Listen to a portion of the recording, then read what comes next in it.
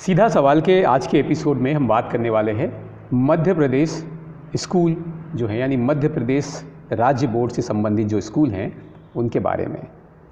शिक्षा जिसको लेकर बहुत सारी बातें अभी कंटिन्यू हम कर रहे हैं पिछले 4-5 एपिसोड में, लेकिन एक बड़ा सवाल ये आ रहा है कि क्या मध्य प्रदेश राज्य बोर्ड के स्कूलों में शिक्षा की क्या स्थिति है। क्या वहाँ पढ़ाई हो रही है, वहाँ क्या शिक्षक को सैलरी मिल रही है, क्या वहाँ ऑनलाइन क्लासेस चल रही हैं। बहुत सारे मुद्दे हैं जिन पर बात करनी ज़रूरी है और मुझे लगता है इसको लेकर लगातार हमारे पास सवाल आ रहे थे कि राज्य स्कूलों के बारे में बात नहीं कर रहे हैं। तो आज हम मध्य प्रदेश राज्य बोर्ड स्कूल के एक स्कूल में ही बैठे हैं और उसी स्कूल के प्रिंसिपल आशीष वर्मा जी मेरे साथ हैं। तो इन सब विषयों पर आज आशीष वर्मा जी से हम बात करेंगे। वर्मा जी, बहुत बहुत स्वागत है आपका हमारे इस प्रोग्राम में। आशीष जी। और चूँकि सीधा सवाल का जैसा हम हमेशा बोलते हैं कि सीधा सवाल में हम सीधे सीधे मुद्दे की बात करते हैं। बिल्कुल सही बात है। तो सीधा सवाल में मेरा सबसे पहला सवाल आपसे ये है कि आज जो ये स्थिति कोरोना के बाद उपजी है, इसमें राज्य स्कूल बोर्ड जो हैं उनकी स्थिति अभी क्या है? देखिए आशीष जी, कोरोना काल के बाद राज्य स्कूल की स्थिति मतलब उभर ही नहीं पाए। सदमा लगा था वो उस वक्त जब कोरोना काल में लॉकडाउन जारी किया गया। उस वक्त करीब करीब सभी राज्य स्कूल्स में बोर्ड की एग्जामिनेशन चल रही थी या लोकल एग्जामिनेशन चल रही थी। बीच स्कूल उसी दौरान बंद हो गए, जिसका कम्युनिकेशन हम प्रॉपर तरीके से ना तो पेरेंट्स तक कर पाए, ना पेरेंट्स हमसे कोई किसी तरीके से कम्युनिकेट कर पाए। फीस भी अमूमन था उसी वक्त इकट्ठा होती है, तो वो दौरान ऐसा था जब पिछले सत्र की फीसेज आ रही थी और वो अचानक से बंद हो गया। तो उस वक्त के बाद से ना तो हम प्रॉपर तरीके से कम्युनिकेशन हुआ पेरेंट्स से, ना बच्चों का कम्युनिकेशन हुआ। स्कूल की स्थिति हम पूरी तरह कोशिश कर रहे हैं कि जो शिक्षा का स्तर हमने पिछले 57 सालों में मेंटेन किया हुआ उसको लगातार उसी स्तर पर जारी रखें, लेकिन बहुत सारी समस्याएं आ रही हैं। जो सबसे पहली समस्या थी कि ऑनलाइन जो हम लोगों ने क्लासेस लगाना शुरू किया, तो प्री प्राइमरी के लिए सरकार ने मना कर दिया कि प्री प्राइमरी के लिए ऑनलाइन क्लासेस आप नहीं चलाएंगे। गवर्नमेंट ने अपना खुद के पोर्टल से वीडियोस देना शुरू किए, जिसको कि हम आगे सर्कुलेट करते हैं। लेकिन ऑनलाइन क्लासेस टीचिंग का इम्पैक्ट अलग होता है और ऑफलाइन क्लासेस का अलग इफेक्ट होता है, जिसकी सही जानकारी बच्चों तक पहुंचाना तभी संभव है जब कि पेरेंट्स से इंटरेक्शन हो पाए। और सरकार ने पूरी तरह बंद कर रखा है कि विद्यालय में हम बच्चों को एकत्र नहीं कर सकते, पालकों को एकत्र नहीं कर सकते, जिससे हम हमारी बात सही तरीके से पालकों तक पहुंचाने में सक्षम नहीं हो पा रहे। देखिए, मतलब क्या फिर स्कूल ऑनलाइन पढ़ा नहीं रहे? नहीं, बिल्कुल पढ़ा रहे हैं, बिल्कुल पढ़ा रहे हैं। आज हम ऑनलाइन जो क्लासेस हैं डिजी लैब के माध्यम से सरकार जो दे रही है, उन वीडियोस को हम आगे सर्कुलेट करते हैं। साथ साथ में जो एडिशन हमने किया है, हम फोर्टनाइटली बच्चों को असेसमेंट्स दे रहे हैं, असाइनमेंट्स दे रहे हैं। हर 15 दिन में असाइनमेंट कंप्लीट करके बच्चों को लाना रहता है किताबों के माध्यम से, और जो ऑनलाइन शिक्षा का सामग्री अवेलेबल है उसके माध्यम से बच्चे अपना असेसमेंट पूरा करते हैं। वो असेसमेंट फिजिकली स्कूल में ला करके जमा करना है या ऑनलाइन भी सबमिट किया जा सकता है। साथ साथ में हर 3 असेसमेंट के बाद हम टेस्ट कंडक्ट कर रहे हैं।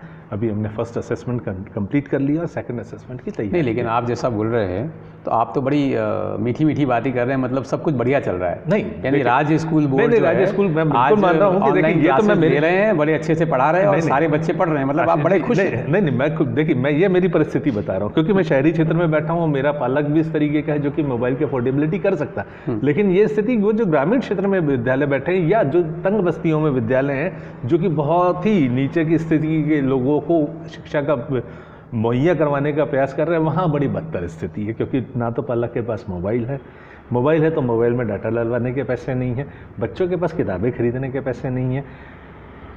तो वहाँ तो वाकई बहुत बुरी हालत है। वहाँ किसी भी तरीके की कोई क्लास नहीं लग रही, बच्चों से किसी प्रकार का इंटरेक्शन नहीं हो रहा। देखा जाए, बहुत मोटे तौर पे देखा जाए तो आप सही बात कह रहे हैं, 70 से 80% बच्चा किसी भी माध्यम से पढ़ नहीं रहा है। नहीं, लेकिन मैं आपने अभी एक बड़ा क्वेश्चन मार्क मेरे सामने डाल दिया जी। आपने बोला कि ये स्थिति गांव के स्कूलों में है, नहीं लेकिन शहर के स्कूलों में नहीं। आपने बोला अभी मुझे, मैंने बताया ना आपको, जो शहरी क्षेत्र में इस प्रकार के स्कूल जो कि तंग बस्तियों में हैं, छोटी जगह पे हैं, जिनका कि रीच करने के लिए उनके खुद के पास साधन नहीं है, इस प्रकार के स्कूलों में वाकई बहुत बुरी स्थिति है। आज जो 400 या 500 बच्चे लेकर के पढ़ाने का प्रयास कर रहे हैं अपने सीमित संसाधनों के साथ में, उनके पास बहुत बड़ी समस्या है। वो पालक ऐसे जिनका कि मोबाइल नंबर ही सतत बदलते रहता है, 4 दिन इस कंपनी का चला है, पैसा नहीं हुआ तो दूसरी कंपनी की सिम ले ली, उनका तो मोबाइल ही लगातार चेंज रहता है, उनको तो संभव ही नहीं ट्रेस करके लेकर के आना। तो बहुत बुरी स्थिति है। नहीं, लेकिन आप जैसा बोल रहे हैं, मैं फिर से अगेन इस बात को वापस से रिपीट कर रहा हूँ, क्योंकि आपके हिसाब से शहर के जो स्कूल हैं, यानी बड़े स्टेट बोर्ड के जो स्कूल हैं, जिनकी संख्या ज़्यादा है जहाँ स्कूलों में, वहाँ पढ़ाई बड़ी अच्छे से ऑनलाइन की हो रही है। अच्छे से तो नहीं हो रही, प्रयास कर रहे हैं नर्सरी से मैं अभी एक इसको पॉइंट आउट कर रहा हूँ। बिल्कुल। पहला नर्सरी से 8वीं और एक होता है 9th से लेकर 12th तक। तो नर्सरी से 8वीं और 9वीं से 12वीं तक की जो पढ़ाई है वो बिल्कुल सही चल रही है? नहीं चल रही। क्या क्या अभी सीधी बात करो, नहीं चल रही, नहीं चल रही। हाँ, यानी कि बहुत अभी सारे प्रॉब्लम्स हैं इसमें जो कि बिल्कुल इस तरह से ओवरकम करना पॉसिबल है नहीं।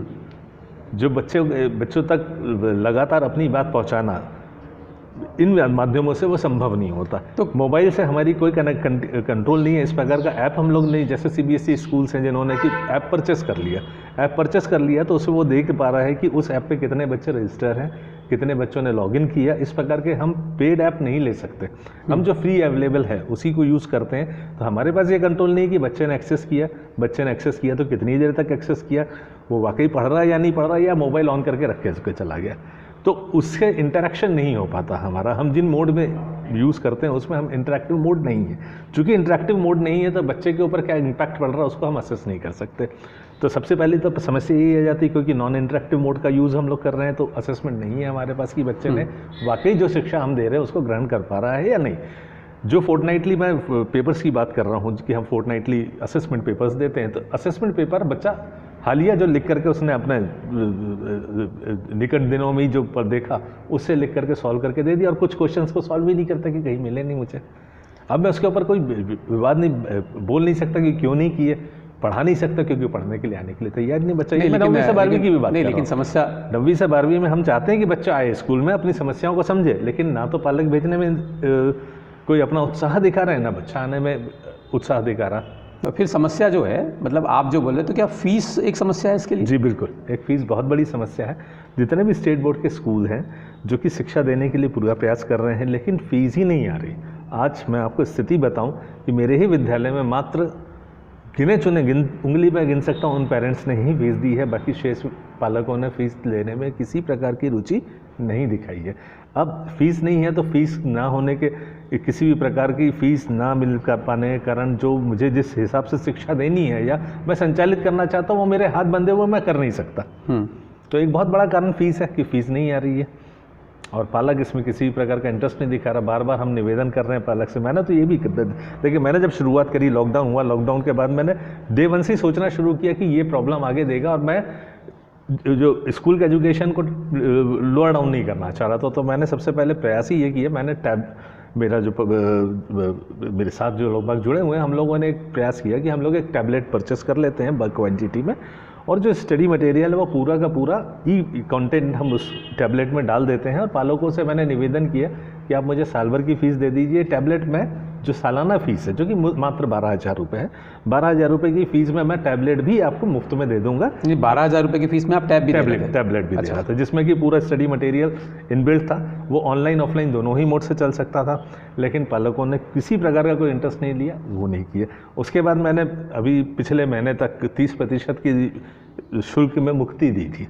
मतलब एक आपने 30% फीस कम कर दिया, फीस कम कर दी। उसके बावजूद भी पालकों ने किसी भी प्रकार का इंटरेस्ट नहीं लिया और वो कम करी हुई शुल्क को भी उन्होंने नहीं भरा। नहीं तो पालक चाहता क्या फिर? पालक मेरे हिसाब से ये समझ रहा है कि सरकार जो है बच्चों को प्रमोट कर देगी, जनरल प्रमोशन दे देगी और फीस नहीं भरनी पड़ेगी। मतलब ये बैक ऑफ द माइंड। लेकिन जनरल प्रमोशन मतलब हाँ, ये पालक मान के चल रहा है, सेकंड का बच्चा थर्ड में आ जाएगा। हाँ बिल्कुल, हाँ, जो बिना पढ़े ये पिछले बार ये पालक की सोच है। अच्छा, क्योंकि सरकार ने जिस तरह से जनरल प्रमोशन कर दी है, बिगर एग्जामिनेशन लिए, तो आज पालक मान के चल रहा है मेरा बच्चा पढ़े या नहीं पढ़े, लेकिन वो प्रमोट हो जाएगा नेक्स्ट क्लास में। अच्छा, और मुझे फीस नहीं भरनी पड़ेगी क्योंकि सरकार ने कह रखा कि फीस नहीं भरनी है आपको। नहीं तो क्या बच्चे, तो फिर तो ऐसे अगर जिस स्थिति आप बता रहे हैं, अगर स्थिति इतनी विकराल है और बच्चा इस स्थिति को समझ करके पढ़ने को तैयार ही नहीं है, वो तो मेरा 12वीं का बच्चा भी जो कि पिछले साल तक बहुत अच्छा पढ़ रहा था, आज पढ़ाई से विमुख हुआ पड़ा, क्योंकि उसे भी ये लग रहा है कि कोर्स कम हो जाएगा। 30% भ्रांतियाँ तरह की चलती रहती है। कभी सरकार कहती है कि 30% ही कोर्स आएगा और हम परीक्षा ले लेंगे। ओपन बुक एग्जामिनेशन, ये आप भी पिछले साल दिनों में पेपर में पढ़ रहे हैं कि ओपन बुक एग्जामिनेशन हो जाएगी, 30% कोर्स ही कवर होना। तो बच्चा तो धीरे धीरे पढ़ाई से विमुख होते जा रहा है, पढ़ाई से विमुख होते जा रहा है। वो ये मान के चल रहा है कि मेरा तो जनरल प्रमोशन हो जाएगा नर्सरी से लेकर 12th तक। अगर मैं बात करूं तो जहाँ तक रही फीस की बात, तो फीस तो एक मुझे लग रहा है कि एक अलग मुद्दा हो गया। हाँ, स्टेट बोर्ड में हाँ, मुद्दा तो यही है कि शायद अगर बच्चे को डिग्री मिल जाए, हाँ, बिल्कुल तो सही बात है। उसको शायद स्कूल की ज़रूरत भी नहीं। यानी अगर सरकार आज ये बोल दे कि मैं आपको 2nd से 3rd की डिग्री दे रहा हूँ, तो उसको स्कूल आने की ज़रूरत महसूस नहीं हो रही। बड़ा गंभीर विषय है, ये बहुत गंभीर विषय है। मुझे लगता है कि और पालकों को, हाँ, ये पालकों को ये भ्रांति दूर करनी पड़ेगी कि बच्चा किसी भी तरीके से जनरल प्रमोट नहीं होगा। ये सरकार को भी चेताना पड़ेगा कि आप कृपया अपने बच्चों को पढ़ाई करवाइए। सरकार प्रयास ही नहीं कर रही, लोगों तक ये संदेश ही नहीं जा रहा कि बच्चों को पढ़ना पड़ेगा। बच्चों के लिए भविष्य, उज्जवल भविष्य निर्मित करने के लिए पढ़ाई बहुत जरूरी है और पढ़ाई का किसी भी वर्ष को गैप में नहीं रखा जा सकता। यानी पढ़ाने के लिए आप जिस तरह से स्थिति बनी हुई है, हाँ, तो पढ़ाने के लिए तो स्कूल खोलने पड़ेंगे। हाँ, खोलने पड़ेंगे। और सरकार की तरफ से क्लैरिफिकेशन, तो आपको क्या लग रहा है स्कूल कब खुलेंगे? मेरे हिसाब से तो स्कूल, हमने तो देखिए सरकार से बहुत निवेदन किया, सरकार ने समय समय पे सुझाव मांगे, हमने तो सतत कहा कि आप स्कूल खोलिए, आप विश्वास रखिए। हम बच्चों को मैं 57 साल से स्कूल चला रहा हूँ, 57 साल में किसी भी प्रकार की दुर्घटना बच्चे के साथ नहीं हुई जिसके उसके जान के लाले पड़े हों।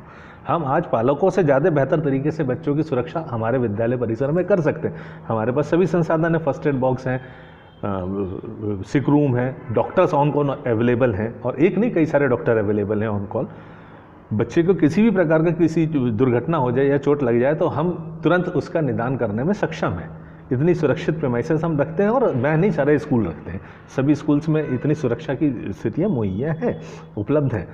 तो हम पूरा भरोसा दे रहे हैं सरकार को कि, और देते आ रहे हैं कि हम समय रहते हुए आप स्कूल विद्यालय प्रारंभ कर दीजिए। और हम जो गाइडलाइंस दी हुई, जो एसओपी मेंटेन कर रहा है सेंट्रल गवर्नमेंट, उस एसओपी के माध्यम से हम बच्चों को शिक्षित करने में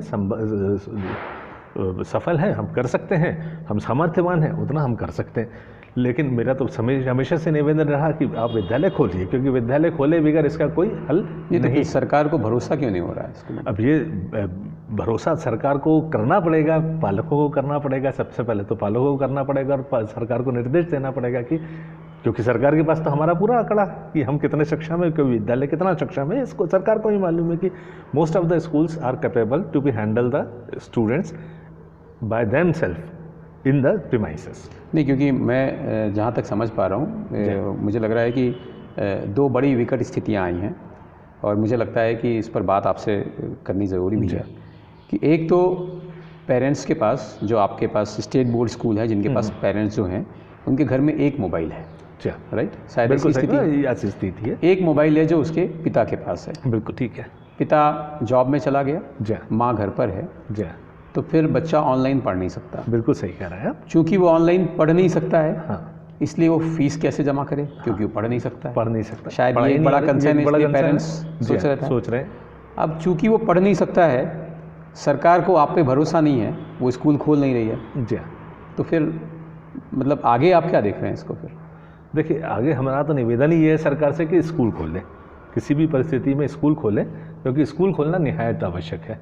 बगैर स्कूल खोले इस परिस्थिति से उबरा नहीं जा सकता, क्योंकि ये सत्य बात है कि विद्यालय के में पेरेंट, जो एसोसिएटेड पेरेंट्स हैं, उनके पास मोबाइल की उपलब्धता नहीं। चूँकि मोबाइल की उपलब्धता नहीं होना या इंटरनेट की कनेक्टिविटी भी कई बार उपलब्ध नहीं होती है, तो हम लोगों ने प्लान तो वैसे ही किया है कि जब पेरेंट घर पे रहे तभी बच्चा पढ़े। लेकिन पेरेंट जब थक हार के पहुँचता है तो वो समय नहीं रहता कि वो देख सके बच्चा क्या कर रहा है। और जो हम लोग ऑनलाइन स्टडी मटेरियल डालते हैं, वो बच्चे में भी ये समझ नहीं है, ना पालक में समझ है कि PDF फाइल को डाउनलोड कैसे करें, सेव कैसे करें, या उसका प्रिंट आउट कैसे लें।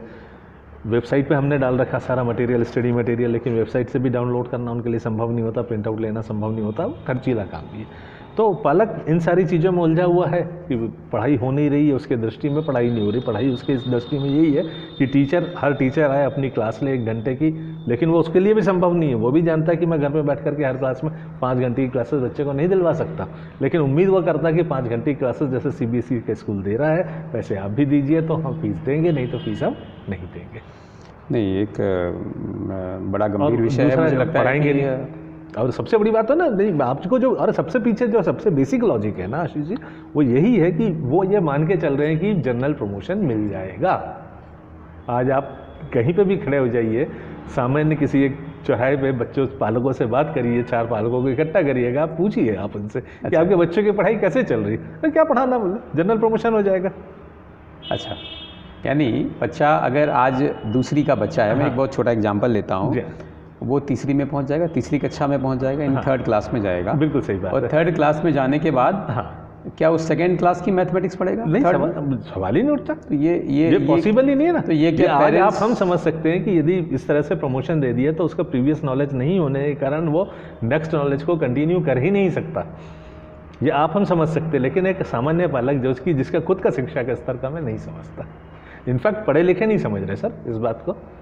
मैं तो कई सारे CBSE स्कूल्स के, चूँकि अभी तक CBSE के लिए काम किया, अभी तक ये पहला स्टेट बोर्ड है जिसको मैं अपनी सर्विसेज दे रहा हूँ, और बड़ा सोच के आया था कि शिक्षा का स्तर ऊंचा उठाना है तो CBSE में जो है बड़े लोगों के लिए ही काम क्यों करना, सामान्य लोगों के लिए भी काम करना चाहिए, ये उद्देश्य लेकर के मैं स्टेट बोर्ड के स्कूल्स में काम करना शुरू किया।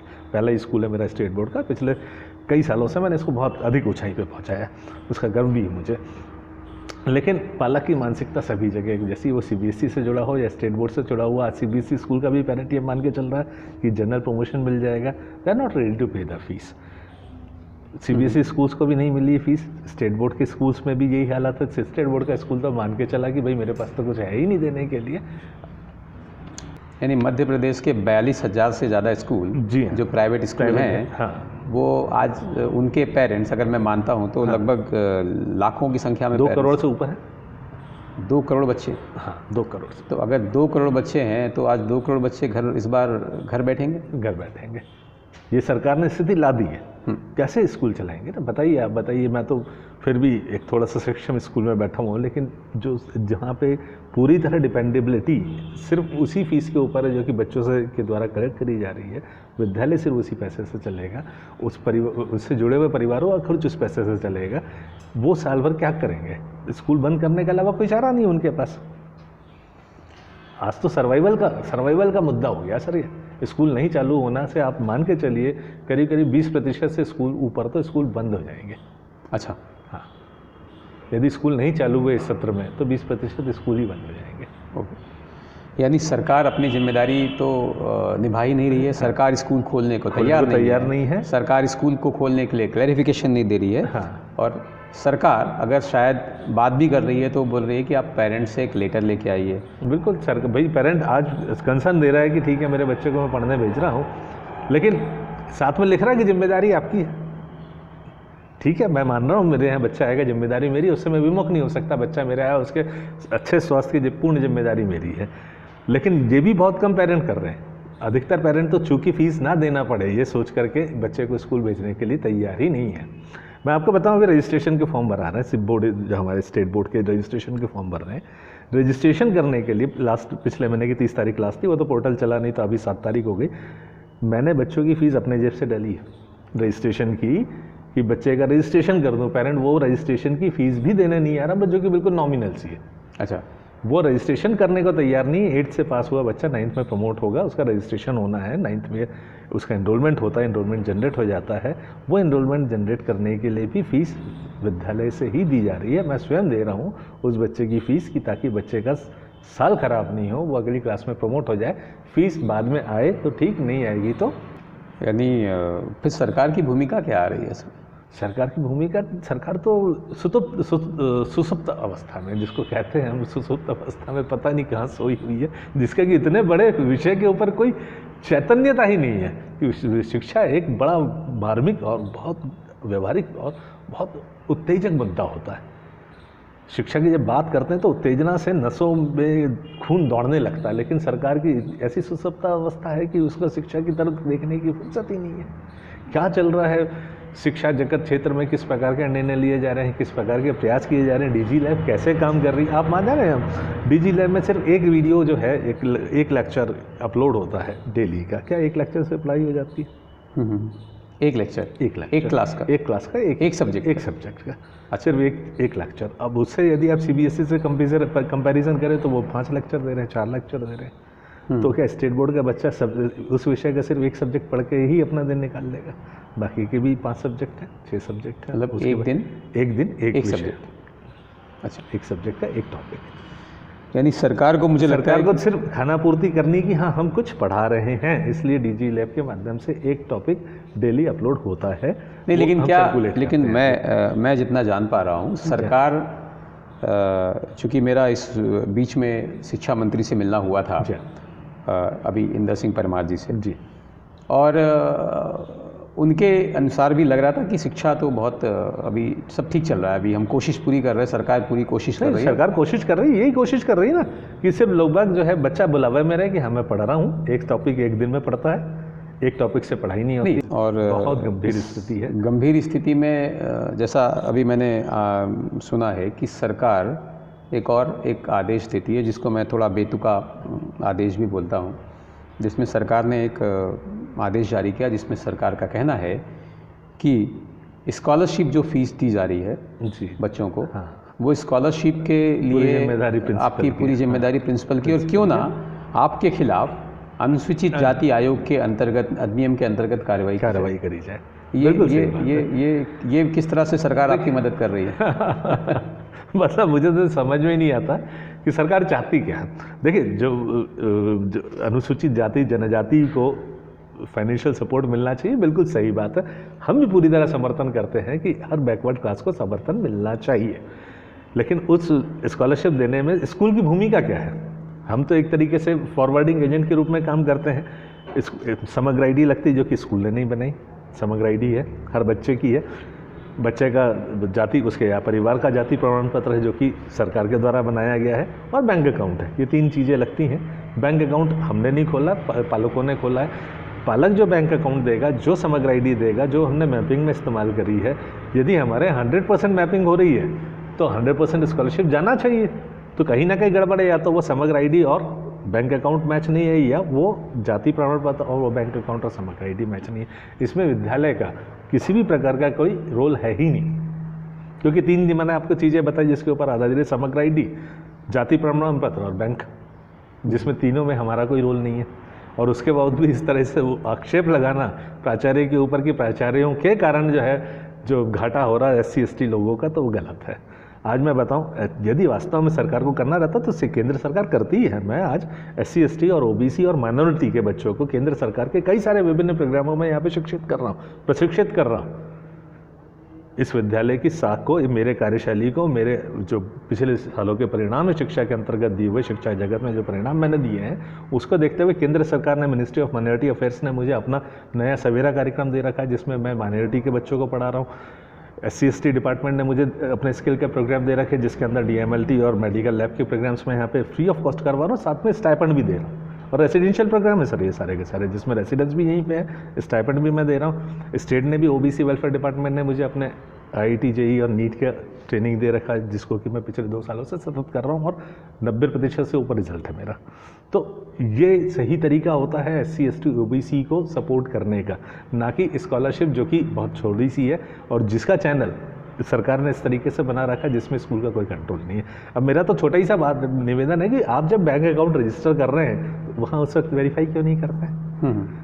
आप स्कॉलरशिप बाउंस हो रही है, खाते में नहीं जा रही है, तो जब आपने मैपिंग करवाई थी उसी वक्त वेरीफाई करवाइए ना उसको, वहाँ वेरीफाई हो जाएगा, तो बराबर जाएगी, तभी चेक हो जाता कि वो सही अकाउंट है। लेकिन नहीं है। सामान्य जो प्रक्रिया है, जिसमें अगर सामान्य जाति का बच्चा है और सामान्य जाति का बच्चा, यदि वो उसको किसी प्रकार की स्कॉलरशिप आ रही है क्या? कोई स्कॉलरशिप, तो यदि उसके कोई डॉक्यूमेंट, अगर उसके कोई डॉक्यूमेंट नहीं मिलते हैं, हाँ, तो उसके लिए प्रोविज़न ये है कि भाई आप उसको डिलीट कर दीजिए उसके डेटा को, हाँ, ऐसा कुछ प्रोविज़न होगा? नहीं, ऐसा कोई प्रोविज़न नहीं है। यदि बच्चे को हमने एंटर किया है तो हमें मैपिंग करनी है, उसकी 100% होनी है, हम किसी बच्चे को डिलीट नहीं कर सकते। तो आपने मैपिंग पहले से करके रखी है? हाँ, मैपिंग हो जाती है। तो जब बच्चे की पहले से मैपिंग रखी है, बच्चे का पहले से डेटा दिया हुआ, हाँ, अब उस डेटा में समस्या आ रही है कि आपके ऊपर आरोप लगाया जा रहा है कि आपने स्कॉलरशिप नहीं भिजवाई, आपने स्कॉलरशिप नहीं भिजवाई। हाँ, जबकि उसकी जो डिटेल है, वो पेरेंट्स पहले से हमने जो भरी है वो पेरेंट्स के द्वारा दी गई है। तो क्या पेरेंट्स को सूचना नहीं दी आपने? पेरेंट्स को भी सूचना, वो फॉर्म हम भरवाते हैं पेरेंट्स से। पेरेंट के खुद के सिग्नेचर जो स्कॉलरशिप का फॉर्म होता है वो पूरा पेरेंट के द्वारा भरा जाता है और उसको हम पोर्टल पे भी पूरा अपलोड कर देते हैं। तो पेरेंट जो जानकारी देगा वही भरेंगे। समग्र आईडी भी पेरेंट ने हमें दी, जाति का प्रमाण पत्र भी पेरेंट ने हमें दिया और बैंक अकाउंट भी पेरेंट ने हमें दिया। यानी सरकार यहाँ भी राजनीति कर रही है, अपना राजनीतिक कार्ड खेल रही है। बिल्कुल सही बात बिल्कुल सही है, जिसमें किसी भी प्रकार की जिम्मेदारी स्कूल के ऊपर नहीं थोपी जा सकती, क्योंकि ये तीनों चीज़ें एक और सरकार सुना है आपकी मदद कर रही है इस समय कोरोना काल में। वो एक बड़ी मदद ये कर रही है कि नामांकन की जो प्रक्रिया है उसको आसान बना दिया है। कुछ ऐसा है क्या? देखिए, ये तो बड़ा दर्द हो गया है अभी। मतलब मैं आजकल मेरा पूरा समय सिर्फ पोर्टल के सामने जा रहा है। मैं सुबह से आकर के देर रात तक पोर्टल के सामने बैठे रहता हूँ प्रणाम करते हुए कि चल जा, चल ही नहीं रहा सर। मेरा पूरा समय उसी में जा रहा है कि मैं एक बच्चे का लिंक खोलता हूँ, उसको भरने में मुझे कम से कम 1.5 से 2 घंटे लगते हैं। उसमें भी कई बार वो लिंक ऑफ होता है। तो वो ट्रायल एंड एरर, यदि आप सरकार को पोर्टल बदलना था लेकिन तैयारी तो पहले से करते हैं। वो अभी भी ट्रायल एंड रन के मेथड पे चला रहे हैं। जो प्रॉब्लम्स आती है उसको वो रेक्टिफाई कर रहे हैं, लेकिन वो भी रेक्टिफाई नहीं हो पा रही है सही टाइम पे। लास्ट डेट 30 तारीख दी हुई थी, वो कभी की निकल गई। 27 से 30 तारीख तक के बीच का सीन बताऊं तो 27 से 30 तारीख तक साइट ओपन ही नहीं हुई। अच्छा, रजिस्ट्रेशन के लिए साइट ही ओपन नहीं हुई। तब जा कर के जो है उसको 7 तारीख, और उसके बावजूद भी आज भी साइट ओपन नहीं हो रही प्रॉपरली। और रोज़ कुछ ना कुछ नया डेवलपमेंट उसमें कर देते हैं कि ये और कर दीजिए। आज मैंने यदि रजिस्ट्रेशन का फॉर्म बुलवाया, 10th का बच्चे का फॉर्म बुलवाया, मुझे मालूम चल रहा है कि उसकी फ़ोटो भी डालनी है, उसका नाम हिंदी में भी डालना है। तो मैं वापस, अब वो ABCD, पहले फ़ोटो का कोई प्रोविज़न नहीं था, फ़ोटो नहीं डाली बच्चे की, अब मुझे वापस फ़ोटो बुलवाना पड़ेगी। तो ये कोरोना काल में इस प्रकार से हेल्प कर रही है। यूँ तो स्कूल नहीं चलाता, लेकिन स्कूल बच्चे को बुलाना है। पहले ये कागज़ भरवाओ, फिर फ़ोटो बुलवाओ। तो एक और जो मुझे समझ में आया कि जो 10th और 12th का बच्चा है आपका, जी, 10th और 12th का बच्चा है, चूँकि उसको एग्ज़ाम देना है, कोरोना का समय है, पढ़ाई का समय कम मिला, तो इसमें सिलेबस कुछ आपके हिसाब से जो सरकार बोल रही है कि सिलेबस कुछ कम करेंगे? नहीं, सिलेबस कम करने की ज़रूरत नहीं है, किसी भी प्रकार की कोई ज़रूरत नहीं है। हमारे पास सफिशिएंट टाइम है। यदि अभी भी दिवाली के बाद सरकार खोल देती है विद्यालय, तो हम सक्षम हैं वो सिलेबस पूरी तरह कवर करवाने में। हमारे लिए कोई आवश्यकता नहीं कि बच्चे का सिलेबस कम करवाया जाए। हम तो चाहते हैं पूरे फुल सिलेबस के साथ एग्जामिनेशन ली जाए, क्योंकि 12th के बच्चे को मैं सिर्फ 12th नहीं पास करवाना है सर, मुझे उसको IIT फेस करवाना है, JEE फेस करवाना है, नीट फेस करवाना, CA CS की एग्जामिनेशन फेस करवाना, क्लैट फेस करवाना, CET फेस करवाना, जो कि 12th के सिलेबस के ऊपर CBSE के सिलेबस के ऊपर बेस्ड है। तो मुझे तो कैसे भी करके मेरे को बच्चे को वहाँ अपलिफ्ट करना है कि वो JEE निकाले, नीट निकाले, क्लैट निकाले, CET निकाले। तो मुझे तो सब पूरा करवाना ही है, क्योंकि मुझे सिर्फ 12th नहीं पास करवाना है। 12th तो बच्चा बिगड़ पढ़े भी पास कर लेगा, क्योंकि मैंने 11th तक उतना पढ़ाया बच्चे को कि यदि आज मैं नहीं भी पढ़ाऊँगा तो मेरा कोई भी बच्चा 12th में नहीं सप्लीमेंट्री पाएगा, ये मुझे पूरा भरोसा है। तो मैं तो नहीं चाहता कि कोर्स कम हो, कोर्स पूरा रहना चाहिए, क्योंकि मेरे को बच्चे को कॉम्पिटिटिव एग्जामिनेशंस के हिसाब से कॉम्पिटिटिव वर्ल्ड के लिए तैयार करना, सिर्फ 12th पास करने का लिटरेट नहीं बनाना। तो आपको क्या लगता है कि अगर नर्सरी से मैं 8वीं तक के बच्चे की बात करूँ, अगर सरकार स्कूल आज खोलती है, तो आपको क्या लगता है कि कब तक इस साल के सेशन को सरकार को लेके जाना चाहिए और आगे सेशन किस प्रकार होना चाहिए? नहीं, मई तक, यदि आज स्कूल खोल देते तो मई में सेशन एंड कर दे, और next session usually same time पे चालू कर दे, जुलाई से चालू करते, कोई इशू नहीं है। बहुत सफिशिएंट टाइम में हो जाएगा कवर, कोई दिक्कत नहीं है। जो विचार चल रहा है प्राइवेट स्कूल एसोसिएशंस के अंतर्गत या प्राइवेट स्कूल जिनकी की सर्वाइवल स्कूल की अर्निंग के ऊपर डिपेंडेंट है, क्योंकि बहुत सारे स्कूल ऐसे जिनका की अर्निंग ही ये है, स्कूलिंग है, क्योंकि पूरा उन्होंने जीवन लगा दिया, अपने पूरा जीवन एक स्कूल को संचालित करने में लगा दिया। आसपास के उस क्षेत्र के बच्चों को जो कि शिक्षा के स्तर में बहुत आगे तक नहीं जा सकते, तो उनके लिए मेहनत करी और एक अच्छे स्तर पर ला करके बच्चों को खड़ा किया, नौकरी में लगवाया, जिन्होंने जीवन दे दिया। उनका सर्वाइवल इसके ऊपर है, पैसे नहीं आएंगे तो उनका सर्वाइवल ही नहीं है। तो बहुत मेरा तो डिमांड ही ये है, मैं तो लोगों से कहता हूँ, यदि सरकार नहीं कहेगी तो मैं कह दूंगा भैया 0 ईयर है, फीस नहीं दे सकते, कोई बात नहीं, अगले साल हम इसी क्लास में आपके बच्चों को पढ़ा देंगे, इस साल हम प्रमोट नहीं करेंगे। पेरेंट्स को भी एक बड़ा गंभीर होना पड़ेगा इस विषय। बिल्कुल गंभीर होना ही चाहिए। पेरेंट गंभीर नहीं, और मुझे लगता है शायद इसी कारण से जो है, मैं बात करूँ राज्य स्कूल की, जो प्राइवेट स्कूल हैं राज्य बोर्ड से संबंधित, उनके पेरेंट्स के लिए शायद सड़क पे नहीं आ रहे, क्योंकि उनके लिए फीस मुद्दा नहीं है, उनके लिए शायद प्रमोशन एक मुद्दा है कि यदि प्रमोशन मिल जाता है, क्योंकि फीस तो बहुत छोटी सी ना सर।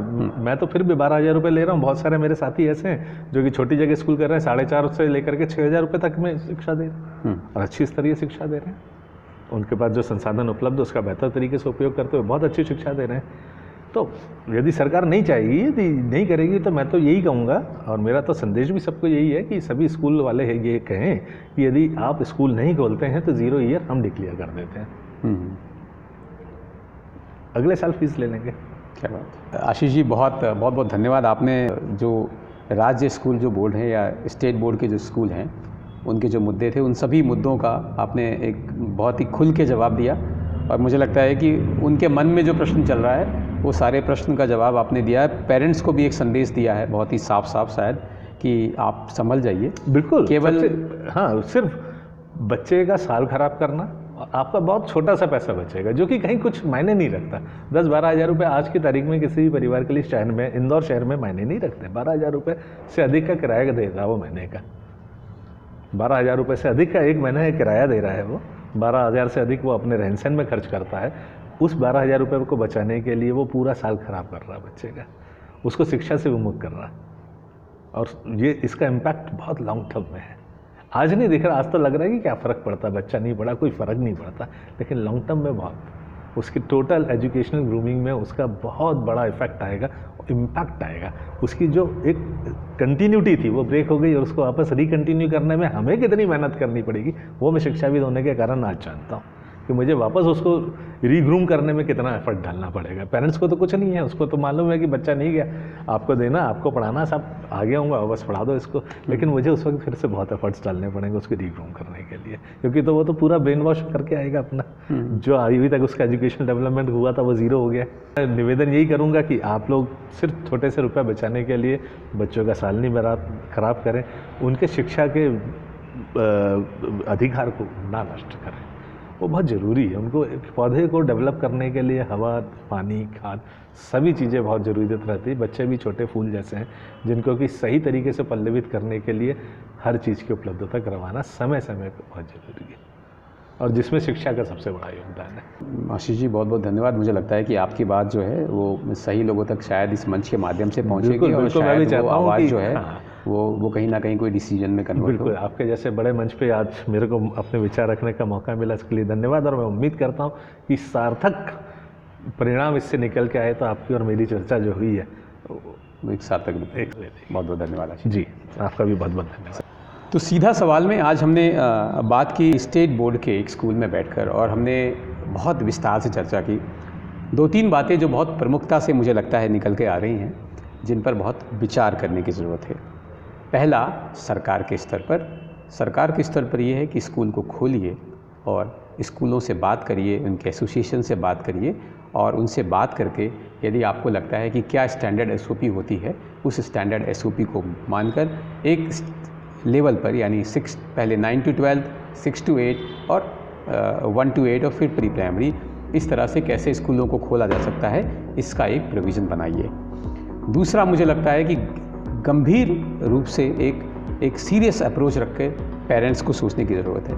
पेरेंट्स को सोचने की ज़रूरत ये है कि आज आपका बचाया हुआ ये 8 से 10 हज़ार रुपया, या मैं मानूँ कि मैक्सिमम 15 हज़ार रुपये के आसपास, यदि आज आप ये पैसा बचा रहे हैं तो ये पैसा आपकी बचत नहीं है। आपको आज किसी भी कष्ट को सहकर यदि आप इस पैसे को आज दे रहे हैं, तो कहीं ना कहीं आप अपने बच्चों का ये जो जीवन है, जो शिक्षा की तरफ आपने मोड़ा था, इसको और पल्लवित कर पाएंगे। मुझे लगता है कि इस पैसे को, यदि आपके पास कोई समस्या है, स्कूल मैनेजमेंट के पास आइए। कुछ कम, स्कूल ने ऑलरेडी 30%, जैसा मैं यहाँ पर बैठा हूँ, उन्होंने 30% फीस कम कर दी है। और भी आपकी समस्या है, बात करिए, लेकिन बच्चे को शिक्षा से अलग मत ले जाइए।